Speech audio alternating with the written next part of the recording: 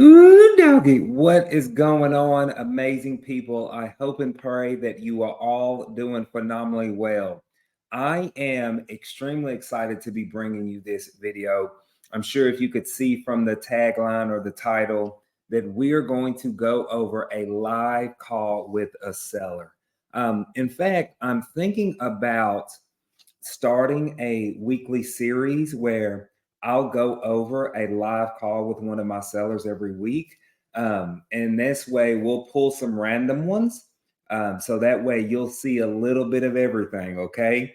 The good, the bad, the ugly, and everything in between. All right. So I'll try to be sure not to filter them out. Okay. But if that's something that y'all are open to or that you want me to do, put in the comments below. Yes, absolutely.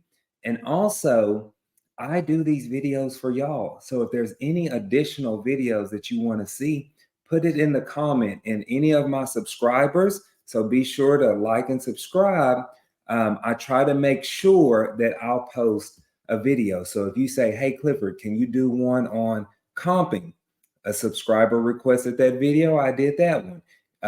Could I do one on pulling data? A subscriber requested that one, and I did that one. So if it's something you want to see, just let me know. But you got to be subscribed. All right.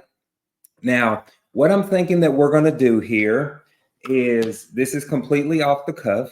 All right. I'm going to play the audio here. Hopefully, you can hear it very well, and then I'll pause it, and then we'll kind of discuss this call and we'll kind of break it down. This one is a pre-selected call because this was actually a pre-foreclosure from, or not pre-foreclosure, absentee owner, and it's another investor. So I wanted you to hear how this call goes when you start talking to other investors that may have fix and flip projects or something like that going on.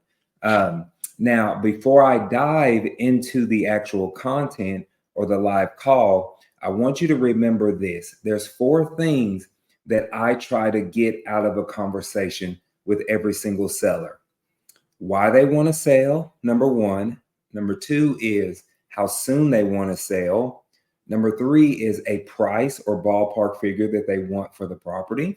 And then number 4 means status of the property, like is it vacant? Is it owner occupied? What's going on? Is there tenants in there? Right. So that's the status of the property. All of those things affect the way that we move in our offer. So let's play this call and see if I get that information out of this call. We selling your place over in Houston? Yeah. Yeah. Well, I just want to get with you and possibly see if we're a good fit to work together and make you an offer on it. What's going on with it? He mentioned y'all were looking to flip it. Oh, we were, but we have another. We're working on another one right Oh, you're working on another one? now. Yeah. Nice. Are you an investor out there? Yeah. Well, I mean, we're buying properties. Yeah. Awesome. How long you been doing fix and flips? So let me pause it right here, and I'm going to interject so y'all aren't just looking at me at a blank screen, right? So a little bit of context before. My junior acquisitions guy always vets these leads first before I get on the phone with them, just making sure that they want to hear an offer. So when I call, I say, hey, you spoke with one of my team members about a property that you're interested in selling. What's going on with it? And I always start with why. You heard me say, hey, what got you interested in selling it? That's me asking the seller why, right? Just in a different format. It's a good way for us to gauge their level of motivation, all right? I want you to remember this when you're having conversations with sellers. Nobody is going to accept a 70% offer on their house unless they are going through a situation in their life. And by them selling that house provides a solution to the thing that they're going through. I hope that made sense. Okay. So we have to know and determine that why. A couple of years. Oh, very nice. You do you do quite a bit? Yeah, we've done a couple. I mean, you know, I can't count how many. I mean, yeah, we try to do a couple, 4 or 5 to 10 a year, depending on the properties. That's pretty good. That's a decent sized operation. Yeah. Yeah, sometimes. Sometimes. Yeah. So now here, as you can see what I'm doing, I'm just fishing for information, right? He said he was looking at flipping this property. So now that made me assume that he was an investor. So I started digging into questions there. Hey, are you an investor here? Do you do a lot of investing? Like, what's going on? Because this could potentially be an end buyer. If he's doing 5 to 10 flips a year, it's actually very decent. Okay. He's probably got his act together a little bit, or it sounds like he's struggling trying to figure it out, but he has something going on good for himself to be doing up to 10 flips a year. Oh, Houston's a hot market right now, though. It depends on the area, I guess. Yeah. I mean, depends on the properties, yeah. Yeah. We got some rentals out there in that area. I love it. Yeah, there's a bunch of rentals. Well, awesome. How much were you looking to get for the property? Do you know, or kind of have a ballpark figure? Yeah, hold on. Let me get my wife on the phone. She's a broker. For sure. So now he's getting his wife. So this tells me that she's the one that's going to be the final decision maker on what that price is. What's your name again? Clifford Walker. This is DJ, the guy that we're talking with. Hello. Hey. Hey. How are you? Good. How are you? Doing phenomenal. Well, I'm sorry I didn't get your name. My name's Susan. Hey, Miss Susan. Clifford Walker. Y'all spoke with DJ the other day about your place over in Houston on what is it, Tier Westler or? Yeah, Tier Western.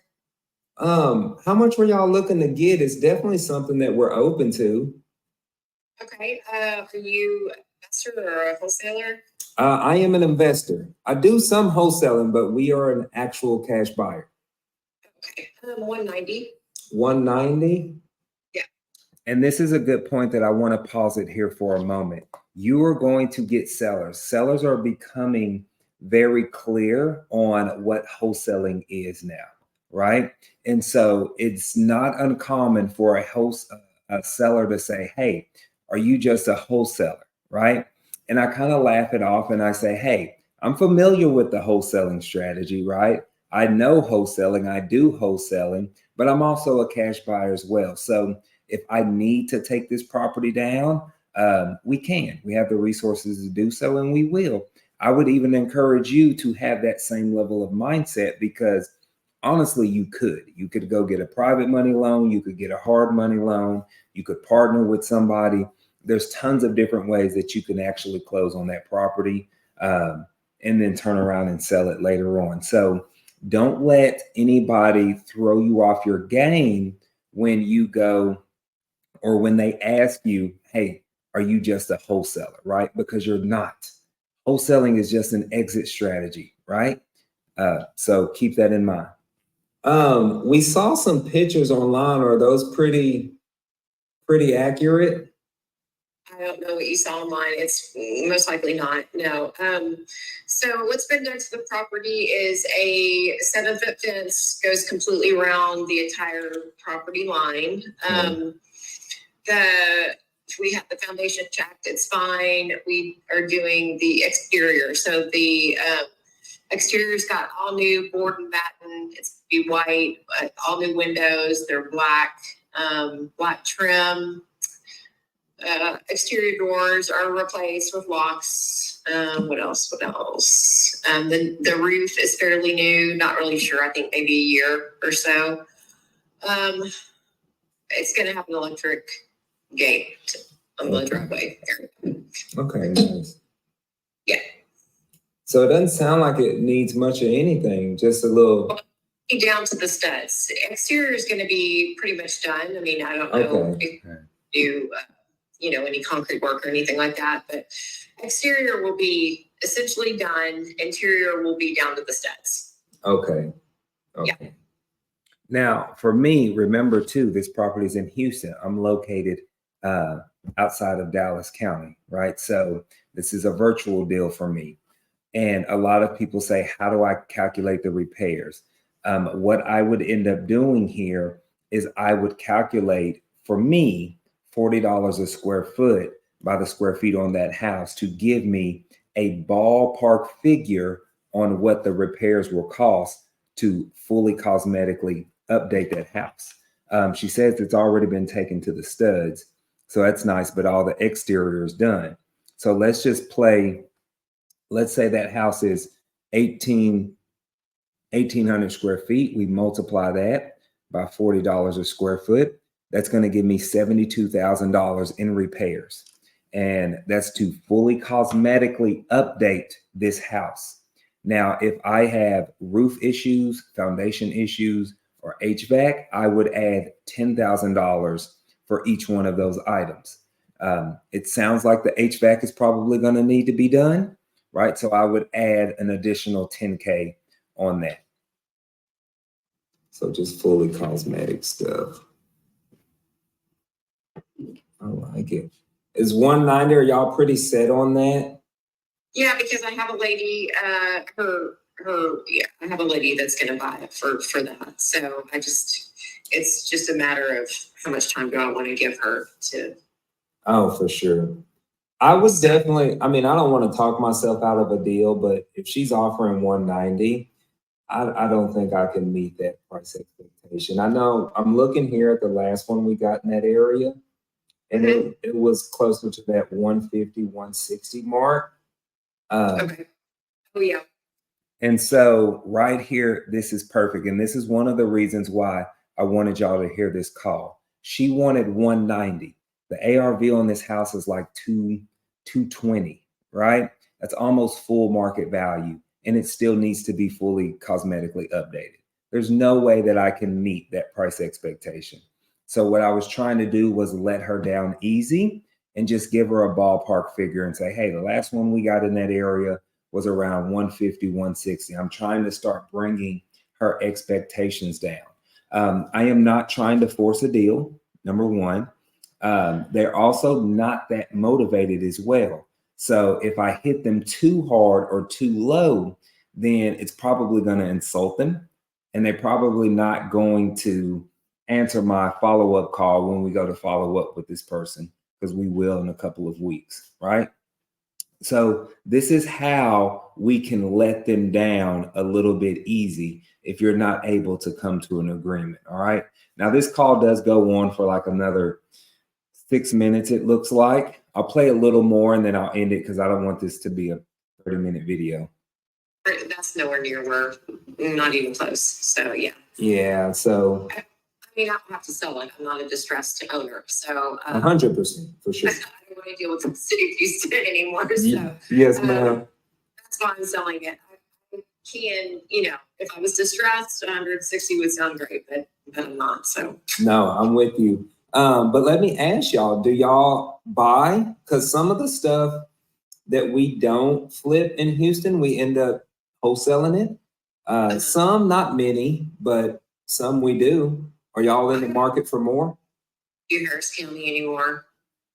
So now we just kind of talk about where she's flipping at and what she has going on. But did you see how I kind of spun that call around, right? It didn't work out on that property. So now I'm just letting her know, hey, we do wholesale some properties in that area. Are you trying to buy more, right? And so this is a good way when you're talking to these investors, see how you can build more trust with them, build more rapport, possibly add them to your buyers list, right? So I hope this call was kind of helpful, or this video was helpful. I do want to start sharing more of this only if it brings value to you. So again, hit in the comments if you like this and want to see more of this on a weekly basis, because I can definitely make it happen. It's nothing for me, but Y'all have a beautifully blessed one and get out there and talk to sellers.